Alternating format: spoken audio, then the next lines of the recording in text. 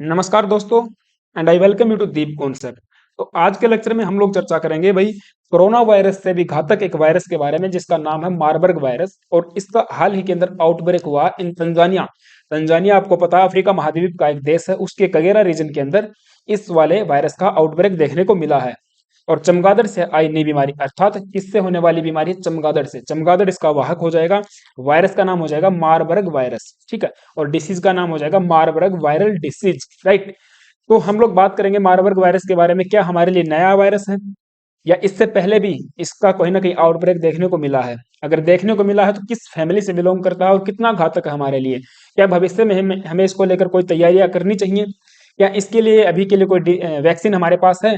जैसे अगर हम बात करते हैं कोविड 19 की, तो जब कोविड 19 का एक प्रकार से पेंडेमिक हुआ, जब उसको पेंडेमिक के तौर पे घोषित किया गया तो हमारे पास कोई भी उसकी वैक्सीन नहीं थी। और इतना फैटल हमारे लिए साबित हुआ कि बहुत सारे लोगों ने अपनी जान गंवा दी, है ना। लाखों लोगों ने अपनी जान गंवा दी, राइट। इसी प्रकार से जो मार्बर्ग वायरस है, क्या कोविड 19 की तरह ही घातक साबित होने वाला है? और साबित होने वाला है तो हमारी तैयारियां क्या चल रही हैं, डब्ल्यूएचओ क्या कर रहा है, या फिर हमारे जो हेल्थ एक्सपर्ट हैं उनका इसके ऊपर क्या कहना है? तो वो सारी बातें हम लोग इसके अंदर जानेंगे। Here is the news. आप न्यूज देख पाओगे। Tanzania announces outbreak of deadly Marburg virus disease. यहाँ पे आउटब्रेक को डेडली मतलब एक प्रकार से आउटब्रेक डेडली घोषित किया गया है। और यहाँ का कगेरा रीजन जो है ना, वहां पर इसको एपिडेमिक के तौर पर भी घोषित कर दिया गया है, राइट। इसको एपिडेमिक घोषित कर दिया गया है। लेकिन एक बात याद रखना, किसी भी चीज को एपिडेमिक से पेंडेमिक बनते ज्यादा देर नहीं लगती है, जैसे कोरोना वायरस। आगे बढ़ने से पहले आप सभी से रिक्वेस्ट है यार, प्लीज अगर चैनल पर नए आए हो तो सब्सक्राइब कर लेना। एक सब्सक्राइब करने से मेरा हौसला बढ़ेगा, राइट। दूसरी बात, बेल आइकन को भी प्रेस कर लेना, ओके। तो न्यूज ये है कि नदन वेस्ट जो कगेरा रीजन है तंजानिया का, वहां पर इस वायरस का एक प्रकार से आउटब्रेक देखने को मिला है। 5 लोगों की यहाँ पर मौत हो गई है, जिसमें से 3 लोग मतलब 5 लोग डेड हो चुके हैं और 3 लोगों को अभी के लिए डायग्नोस्ट किया गया है, राइट। उनको यानी कि कॉन्टेक्ट में है, उनको डिसीज है। तो इस मार्बर्ग वायरल डिसीज से लोकल हॉस्पिटल में उनको भर्ती करवाया गया है। डब्ल्यूएचओ के अकॉर्डिंग 161 इंडिविजुअल ऐसे हैं जो हाई रिस्क के ऊपर हैं, राइट। तो उनको भी यहाँ पर एक प्रकार से मॉनिटरिंग उनको किया जा रहा है, ट्रेसिंग किया जा रहा है। तो ये वाली न्यूज हो जाएगी। अब देखते हैं, ये जो तंजानिया देश है अफ्रीका के अंदर यहाँ पे पड़ता है। जो विक्टोरिया लेक है आपको पता होगा, उसके पास में पड़ने वाला देश है तंजानिया, 0 डिग्री के नीचे। तंजानिया का जो नदर्न वेस्ट पार्ट हो जाएगा, that is the Kagera region. यहाँ पर जनजातियां रहती हैं और यहीं पर इसका आउटब्रेक हमको देखने को मिला है।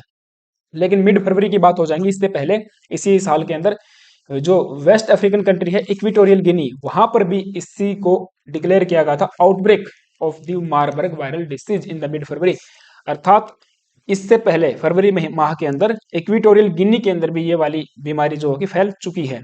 उसके अंदर बताया गया था 9 लोगों को यहाँ पे एक प्रकार से लेबोरेटरी में कंफर्म किया गया था। 9 में से 7 लोगों की यहाँ पे मृत्यु हो गई थी। फिर बाद में 20 लोग ऐसे पाए गए जिनको ये वाली डिसीज होने की संभावना थी या फिर उनको सिम्टम्स थे, अकॉर्डिंग टू डब्ल्यूएचओ, राइट। अब वर्तमान की न्यूज यही हो जाएगी, हाल ही के अंदर तंजानिया की जो अथॉरिटीज है उन्होंने यहाँ पे कंफर्म किया है, डिक्लेयर किया है, it is countries first ईवर case of the fatal disease. अर्थात मार्बर्ग वायरस का प्रथम केस तंजानिया के अंदर भी मिला है। हम लोग आगे बात करेंगे कि इससे पहले कब इसकी खोज की गई थी और किस फैमिली से बिलोंग करता है। ये इक्विटोरियल गिनी हो जाएगा अफ्रीका महाद्वीप के अंदर।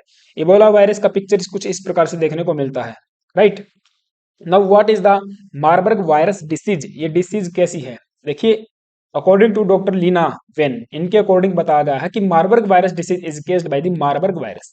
जो मार्बर्ग वायरस डिसीज है, किसके कारण होने वाली है? मार्बर्ग वायरस के कारण होने वाली है, and which is the same family of the Ebola virus. Ebola virus की ही फैमिली से बिलोंग करने वाला एक वायरस है। और इसके अंदर होगा क्या? हेमोहेरेजिक फीवर आपको हो जाएगा, यानी कि रक्त स्त्रावी बुखार। इस रक्त स्त्रावी बुखार में शरीर के किसी भी ऑर्गन से ब्लीडिंग होना शुरू हो जाती है ना। यानी कि multiple organs and can include profuse bleeding. तो प्रोफ्यूज ब्लीडिंग इसके अंदर होने लग जाती है and affect both human and the non human primates. मानव और दूसरे अदर जानवर को भी हो सकता है। The viral infection is zoonotic disease. Zoonotic disease वे वाली डिसीज होती हैं जो कि ट्रांसमिटेड होती हैं from the animal to the human. अर्थात जानवर से मानव में फैलने वाली डिसीज को हम लोग जूनोटिक डिसीज बोलते हैं। तो पहले किस में आई? चमगादड़ में। चमगादड़ से फिर किस में आई? ह्यूमन बींग्स में। अब ह्यूमन बींग्स से ह्यूमन बींग टू ये मतलब कॉन्टेक्ट टू कॉन्टेक्ट फैलने लग जाएगी, ठीक है। With previous outbreak, fruit bats have been identified as the host of the Marburg virus. Fruit bats ये वाला जो नहीं है क्या फ्रूट बैट्स था तो सॉरी चलो कोई नहीं फ्रूट बैट्स जो है ना फ्रूट बैट्स इसके क्या हो जाएंगे वाहक हो जाएंगे एक जो पहले पिछले साल या फिर हम कह सकते हैं 22 के अंदर भी इसका आउटब्रेक देखने को मिला था या फिर 1967 के अंदर जब पहला इसका केस मिला था तब हमने आइडेंटिफाई कर लिया था कि जो फ्रूट बैट है वो इसका क्या हो जाएगा होस्ट हो जाएगा है ना transmitted from people to people right now what are the symptoms that what makes this disease so dangerous अब symptoms क्या है इसके और कौन सी चीज ऐसी है जो इस बीमारी को जितना ज्यादा घातक बनाती है तो सिम्टम्स हम थोड़ा सा आगे बात करेंगे लेकिन फैटेलिटी की अगर हम बात करते हैं तो 24 to 88% फैटेलिटी रेट है इसका अगर एवरेज की बात करोगे आप लोग तो अराउंड 50% फैटेलिटी रेट है अगर आपको डिसीज हो गया तो 50% चांस है कि मृत्यु होगी ही होगी that means about half of the people who contracted with the disease will die from it 50% यहाँ पे चांस है हाफ ऑफ द पीपल यहाँ पे मर जाएंगे इससे ठीक है हाईली कॉन्टाजियस है क्योंकि एक्सट्रीमली डेडली इसीलिए है क्योंकि it is highly contagious when engaging in direct contact with infected person अगर आप किसी इन्फेक्टेड पर्सन के डायरेक्ट कॉन्टेक्ट में आ जाओगे तो समझ लेना आपको ये डिसीज होने ही वाली है जैसे अगर कोरोना वायरस की हम बात करते हैं तो ये कैसा था ये एयरबोर्न था एयरबोर्न का मतलब है कि हवा से भी फैल जाता था अगर आपने आपको स्नीजिंग हुई है ना कफिंग हुई है काफी खांसी हुई है या फिर सांस के थ्रू भी दूसरे पर्सन को ये फैलने वाला था लेकिन अगर इसकी बात करते हैं मार्बर्ग वायरस की तो ये कांटेक्ट में आने से अगर आपने इन्फेक्टेड पर्सन के जो बेड है उसको छू लिया उसके जो सामान है नीडल्स हो जाएंगी उसके ब्लड को छू लिया या फिर उसकी बॉडी से निकलने वाला जो फ्लूइड है उसको अगर आपने छू लिया उसके कांटेक्ट में अगर आप आ गए तो पक्का यहाँ पे 100% श्योरिटी है कि ये वाली डिसीज उस पर्सन को हो जाएगी राइट तो कॉन्टैक्ट टू कॉन्टैक्ट पर्सन से अगर कॉन्टैक्ट होगा तभी ये डिसीज फैलती है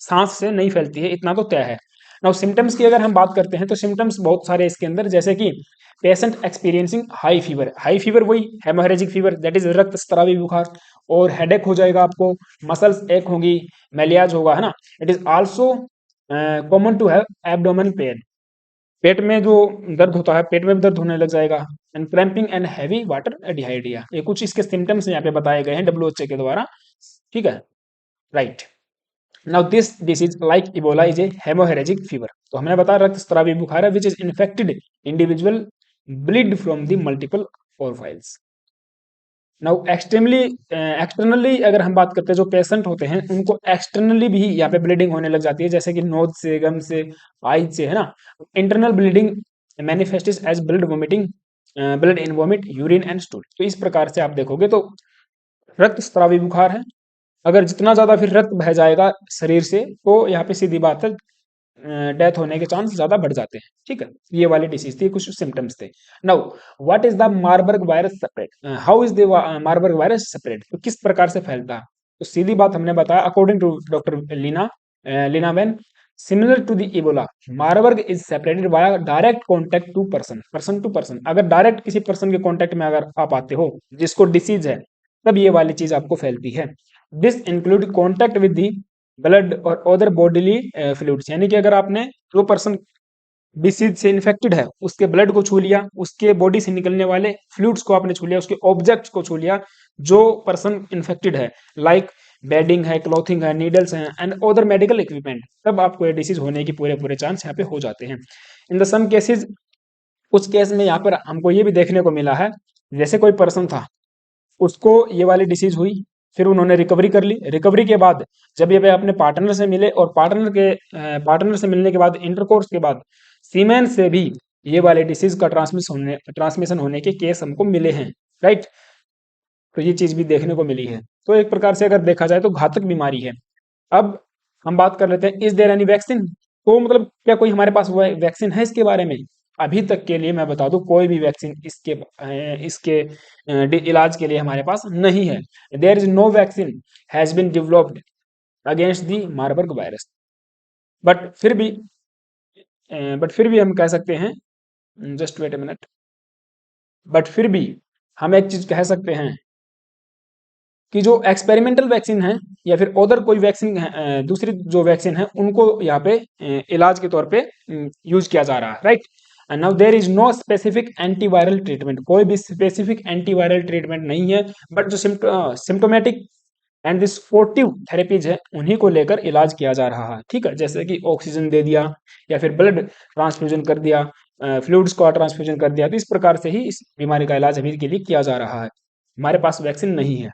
ठीक है, क्योंकि इतना ज़्यादा इसका अगर बात करते हैं तो इसकी ज़्यादा जानकारी हमको नहीं है इस वायरस के बारे में।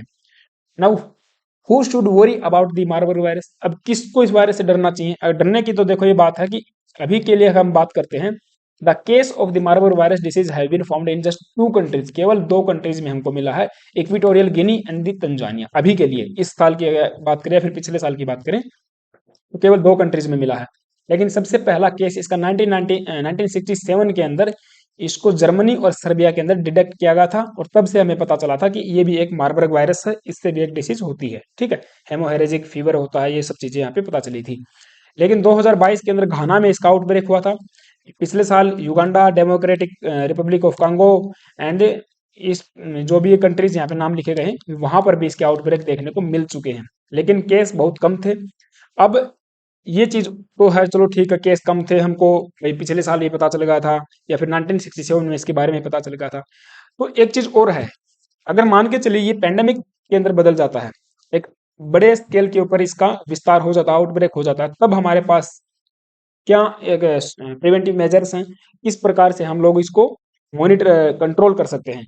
तो अभी के लिए बताया जा रहा है कि जैसे ये वाली जो डिसीज है एयरबोर्न डिसीज नहीं है, जैसे कि हमारा कोविड-19 था पहली बात तो, और जितने भी देशों के अंदर ये वाला आउटब्रेक हुआ है, चाहे एक लोग मरा है या फिर 2 लोग मरे हैं या फिर 10 से 15 जितने भी यहाँ पे डेथ कैजुअलिटीज हमको देखने को मिली, उन सभी को मॉनिटर किया जा रहा है। राइट, और अच्छे से मॉनिटर किया जा रहा है, जो भी इन्फेक्टेड पर्सन है उनको मॉनिटर किया जा रहा है, और इसके अंदर वैक्सीन को भी एक प्रकार से हम कह सकते हैं वैक्सीन डेवलप करने की भी कार्रवाई चल गई है। ठीक है, शुरुआत मतलब हो चुकी है। तो ये चीज है, भविष्य में हम लोग कामना करते हैं कि इस प्रकार की बीमारी को जल्दी ही कंट्रोल कर लिया जाए, वरना तो फिर देश के अंदर या फिर हम कह सकते हैं कि विश्व के अंदर एक और पेंडेमिक आने की संभावना हो सकती है। राइट, तो अभी के लिए डरने की जरूरत नहीं है। जो भी वो जहां पर भी इसका आउटब्रेक हुआ था उसको जोन को कंटामिनेट कर दिया गया है और एक प्रकार से सर्वेलेंस के अंदर रखा गया है। ठीक है, तो ये बात थी, ये न्यूज़ थी। आई होप कि आपको चीज़ें समझ में आई होंगी। अगर ऐसा है then please hit the like button and please यार चैनल पर सब्सक्राइब कर लेना अगर नए आए हो तो। ठीक है, आपका एक सब्सक्राइब मुझे हौसला देता है। Thank you guys, have a nice day, stay tune and stay with us.